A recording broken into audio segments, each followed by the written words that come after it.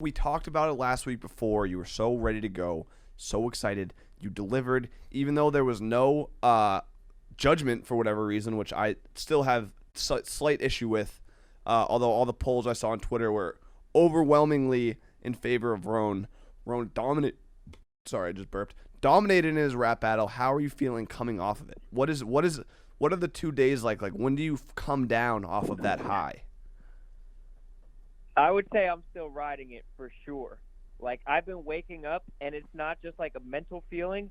I physically feel great. I feel like I'm glowing from the inside. As soon as the battle's over, it's a great feeling to not hold the tension of preparation anymore. But even like the feedback and how well people seem to like it, how well they're saying that I did, like, it's just the gift that keeps on giving. It's almost like hard work does pay off. It was honestly, you put on a clinic. It was one of those things. I'm guessing that was your strategy, where it was like you saved the best for last. You worked your way up. People were calling your third round a masterpiece, genius. The guy that you were going against did the 8 mile, and you did a strategy where it was like you weren't making fun of yourself, but you were taking his, the thing that people felt bad for him and using it as offense, and it was brilliant. When did that come into your head, and when did you like really decide that that's what was going to be your closing verse? I always knew that I wanted to make fun of how much he played the victim. I think that playing the victim is something that a lot of people do these days. I think it's something that's very popular I would have said to Rico. do. That shows where your mind's at. But people play the victim a ton, and I think that that's something that deserves to be made fun of. But I think that it's almost like showing how absurd it is that someone who's so privileged thinks that they're the victim. That's what I was trying to get to. And it was like a thought that I was like kind of hacking away at for a while. But then I finally kind of found the way to turn myself into the victim, to kind of point out the absurdity of what he was doing. And I think that it worked out pretty masterfully. But when you come up with that one line that just like is going to, that it makes you laugh, like it just made me laugh as I was sitting there, just the thought of it, then you know that you have something super special. Rone, that's actually what I was going to ask. Do you have a favorite line or couple bars that you came up with out of the verses that you did? There was some stuff that I liked the most. It was all in my third round. I don't really want to spoil it, but he has something that he kind of used to make fun of himself, or not even to make fun of himself, to get pity from, and I flipped that around to make me the sympathetic character and to make me kind of get pity. So it's definitely something I would go check out. As a disclaimer for people, the language is a little bit rough. I had some people who weren't that happy about my Big T verse being at the end of the last week's episode. So as a little disclaimer, battle rap can get rough, but it's part of the culture. We all agree to it. And there was some savage stuff in there. I know exactly what bar you're talking about, and it was just the way you did it was masterful. And I'm not trying to kiss your ass right now, but like it was just so fun to watch, and I definitely recommend people to go check that out on the website and everything like that. And then there was the other one I thought that you killed it with, because he kept talking to you and mentioning about how you left, you left the King of the Ring, or King of the Dot. I'm sorry, King of the Dot. And basically, he made it sound like you abandoned like that culture, but then you flipped it, and you're basically like, if I'm still here in 10 years, like fucking kill me. And it's like, I never understood, if you can expand upon that. Like I get like how they were saying you're abandoning it, but it's like, don't you want to get better? Don't you want to grow and move on to these bigger and better things? Yeah, I think that he was just basically trying to say anything that he could to discredit me, even if he didn't really believe it, because he's obviously trying to move on to other things by doing shows on MTV. But you can't really say I turned my back on battle rap while I'm doing a battle rap. Yeah, and he was like, he didn't really have, we were kind of expecting him to use the Barstool angle, but he was using it like, no one from Barstool had your back. Meanwhile, Rudy was in the crowd, and like everyone from Barstool was watching and tweeting about it. That was weird. did you think he did better or worse than you were expecting? Because obviously you had some type of expectation of how he was going to come at you. I think that he did better than I expected, but the day before the battle, he told me it was the best material he's ever written. And I wouldn't say that made me nervous, but it was like, okay, well, he's really going to come out swinging. And I expected it wasn't the best material I've ever heard, so I don't know if I can agree with like the best material. So from that perspective, I was a little bit let down, but I think that he did so well that it made what I did look even better. Isn't that though like a huge like anti? You can't do that in the battle rap world. Like you can't just do the 8 Mile thing, right? Like isn't that severely frowned upon? That's what I would think too. He did not only the 8 Mile stuff, but like all of his bars were just like repurposing my other good schemes that I had used, like the odds on the way that he would die, or like the fuck this and fuck that scheme. Like all of his stuff was just borrowed other people's good ideas because he knows that they do well. His creativity didn't really shine through in those moments. It was more like, oh, here's something I have seen you do that works. I'll try and do it against you. But to me, I don't think that that's very creative. I think that's kind of lazy. So did this give you the itch again to maybe do this more often? I wouldn't say to do it more often. It was nice to come back, and like the preparation is a lot of fun. But the week beforehand, and especially like the couple days beforehand and day of, is just torture. It's just not fun. It's not like it's just like you're on edge the whole time. You're just memorizing. You're preoccupied mentally. It's a game day situation at all times, and your stomach's kind of in a knot. So from that perspective, I'm happy that it's over. Yeah, I would say, I mean, I can't relate to in rap battle terms, but it's kind of similar to Rough and Rowdy, where it's like I love looking back on the experience and knowing that I did it and I went through the training, but the anxiety and the stress of it was so much.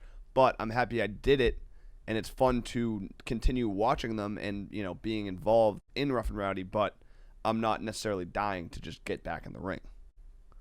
Yeah, Hank, I was thinking about this a lot. It's very similar to your Rough and Rowdy experience. I have a different empathy for people who have been in Rough and Rowdy or battle raps because I know what it's like. But at the same time, like, it's not like I love the feeling of being there's parts of it that I enjoy because it makes my blood start rushing. But at the same time, it's like, I don't know, man. I kind of felt sick that whole day. You know the gif of the dude that's like laughing hysterically, then he realizes something and then his face just turns dead serious? That was me watching the battle rap and you roasting him, and then me going online to search what his autism was and realizing it was nonverbal learning disorder, which is something that I also had, and I was like, oh fuck, not as funny. So that means you would be a great battle rapper. Yeah, I had like a different form of it too, or I don't know like how it's like I think it's like a pretty broad thing, and also like I just hated school, so my mom like sent me to all these doctors and like tried to diagnose me with something to prove why I was doing so bad in school, but yeah. These are bars. That's what I took out stuff in the battle rap about like his parents just wanting to find a label for his awkwardness. Yeah, I mean, yeah, that would have been me again. I would have been like, ha ha ha, oh fuck. Wait a second, but no, I think that it's such a broad term, and obviously autism is a broad spectrum. I think that it's a little bit maybe. I don't know if it's controversial, but maybe a little overdiagnosed, or maybe it's not such a dirty word as people think. No, I 100% agree. Does it bother you that there's no judges? I know we talked about it last week, or I don't know if we talked about it on air or not. I know we talked about it off air a little bit, but does it bother you that there's no judges? I would like there to be judges. I think that, I mean, I would have gotten a win, but at the same time, I think he knows he lost, and I think I know I won. I think he could maybe try and convince himself, and that's what the lack of judges allows you to do. Try and convince yourself that you won, even when you didn't. Have you spoken to him after the fact? Is that like an awkward, like, hey, well, you know, leave it all on the battlefield. Sorry for like destroying your entire life. Yeah, he kind of like seemed kind of sad afterwards. I didn't really talk to him much. I talked to him a little bit, and then he Instagram messaged me and asked if we could be friends now, and I said, yeah, we could be friends. You know, when I was watching, I mean, I know it's a front and you're supposed to like put on a face and like act like you don't care, but he looked hurt. Like I feel like he looked hurt. I don't think he was expecting you to come at the line about like the girlfriend and stuff. I don't think he saw that coming at all. Yeah, that was just to be mean, really. I was just trying to be mean. Like, I was just trying to hurt his feelings, really, and I knew that shit had bite to it. It worked, though. I mean, those are the most entertaining parts when you realize the guy that's, like, even though he knows he's going into a rap battle, he was still, like, upset, visibly upset. Right, and there was nothing he really said that, like, really, like, got under my skin that much. Like, he was going back to, like, Sandusky angles. Like, yeah.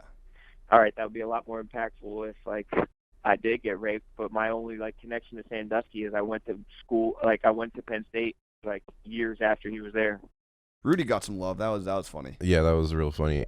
And then the other thing I was gonna say was like I don't know these deep cuts or like these inside, like, not even jokes, but this inside information that you had, but like I could tell when you pulled out some of these things, like it wasn't just like he got hurt, it was just like it took him by surprise, I feel like. And when I could just hear it when you said it, I was just like, oh shit, that's some shit that not a lot of people know.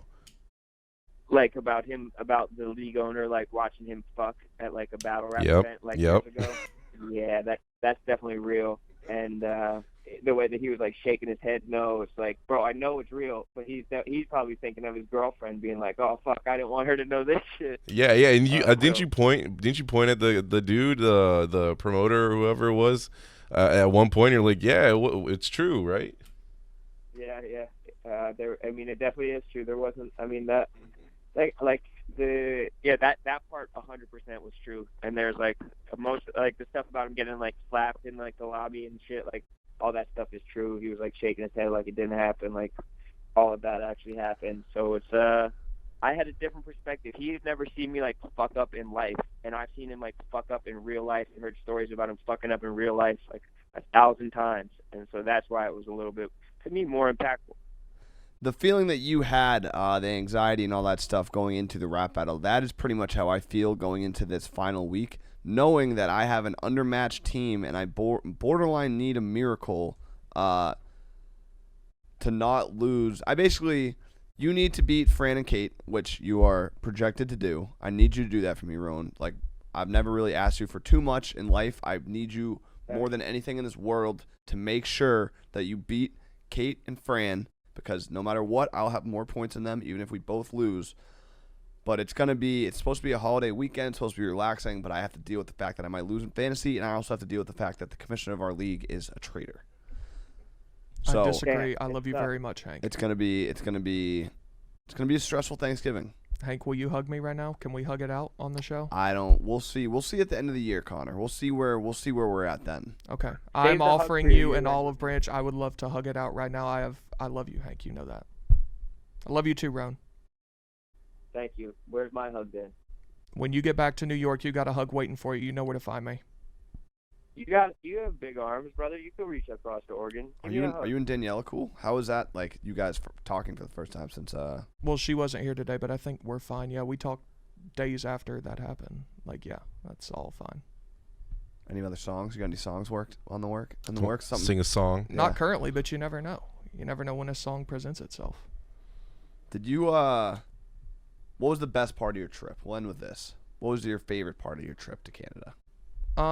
We'll see in Tennessee play and win. That was probably my personal favorite, even though it was So you went to Canada and your favorite part was watching Tennessee basketball. Well, that was the whole reason I was going originally. However, I will say, in all seriousness, the people of Canada were awesome. Like, everywhere we went, people bought drinks and just loved to hang out and told us how much they appreciate Barstool and everything like that. Union members? Several people did bring up the Union. Yeah, absolutely. And they were all huge stoolies, and they were great. The Canadian people are awesome. The Canadian people are awesome, especially the ones that listen to this podcast. Thank you. Thank you, Rone, for just existing, winning that rap battle, and helping cement the rep of this podcast. Me and you are doing great things for helping our representation in the real world. All of the people that we associate ourselves are winners. We're winners ourselves. 2/3 is not bad. Let's do it this weekend. Yes. Let's get it done. We're going to get it done. We're all going to win. I'm excited. Next week could be the worst week next week could be the hardest show that I've ever done if things go south this weekend. So I'm not going to think about that. I'm going to enjoy the holiday. I'm going to win fantasy football, win some money playing FanDuel. Go to FanDuel, play some FanDuel. Any last words, Rone, before we sign off? Let's get this W. That's all I got to say. We're getting W's this weekend, and we ain't even thinking about losses. Hell fucking yeah. All right, folks. See you next week.